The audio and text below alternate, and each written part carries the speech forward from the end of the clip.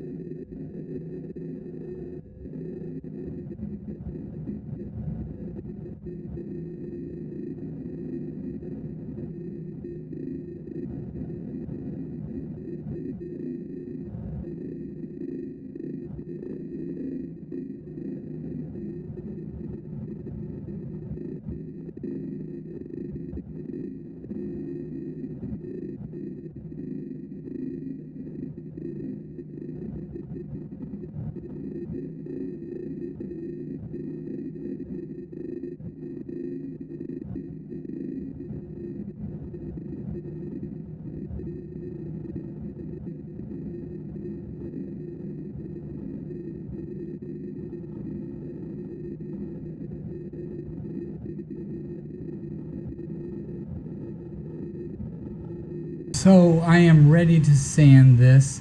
You can see, and maybe you can't see, but you can see these little rings. This is my inability to get that to be perfectly flat.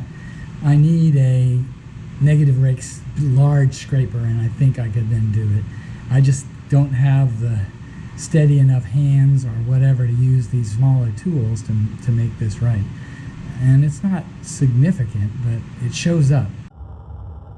Here is my latest bowl. It's made from Pignut Hickory. It's mostly light colored.